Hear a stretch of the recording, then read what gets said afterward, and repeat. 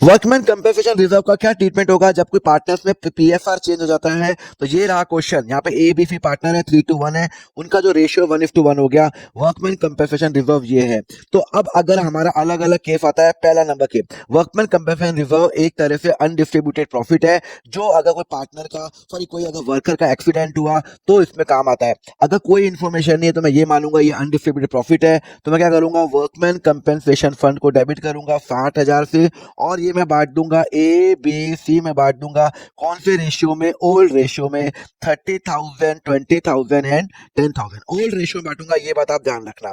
Case number 2, अगर मेरा workman compensation की जो लाइबिलिटी 45, एक वर्कर का एक्सीडेंट हो गया, मुझे 45,000 रुपये देने, तो क्या करूंगा, वर्कमैन कंपनसेशन फंड को डेबिट करूंगा 60,000 रुपये, और मैं यहाँ पे लाइबिलिटी क्रिएट करूंगा, लाइबिलिटी फॉर वर्कमैन कंपनसेशन 45,000। जब भी मैं लाइबिलिटी क्रिएट करता हूँ तो बट ऑफ वो क्रेडिट होगा, बाकी का 15,000 मेरा बच गया। वो 15,000 मैं ए बी सी को बांट दूंगा, A capital B capital C capital, कौन से रेशियो में, ओल्ड रेशियो 3:1। तो 15,000 डिवाइडेड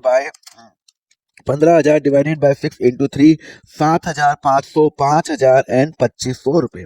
क्लियर है। चलो अब हम कर रहे हैं केस नंबर 3, जहां पे मेरी लाइबिलिटी 60,000 है। अगर मेरी लाइबिलिटी 60,000 है तो वर्कमैन कंपनसेशन फंड मैंने डेबिट किया 60,000 रुपए, और मेरी जो लाइबिलिटी आ गई है वो भी मेरी क्या आ गई, लाइबिलिटी भी 60,000 रुपए आ गई है, और कोई कुछ बचा ही नहीं पार्टनर्स को बचा, मतलब बांटने के लिए। इतना का फंड था, इतने की लाइबिलिटी आ गई है, तो कुछ नहीं बचा, तो हम क्या करेंगे, ये एंट्री करेंगे और पार्टनर्स को कुछ नहीं बांटेंगे।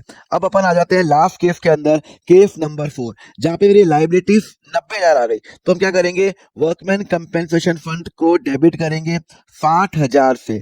मेरी लाइबिलिटी कितनी है, लाइबिलिटी तो मुझे क्रिएट करनी पड़ेगी ना, वर्कमैन कंपनसेशन 90,000 है, तो इसका मतलब है 30,000 का शॉर्टेज आ गया, तो वो जो 30,000 है वो मैं ए बी सी कैपिटल को क्या करूंगा, डेबिट करूंगा। क्या करूंगा, डेबिट करूंगा। कौन से रेशियो में, हमेशा ध्यान रखना ओल्ड रेशियो में करूंगा। तो 30,000 का यहाँ पे 15,000, यहाँ पे क्या कहते हैं, 30,000 divided by 6 into 2 is equal to 10,000 and यहाँ पे 5,000, 3:1 के अंदर मैं करूंगा। क्लियर है।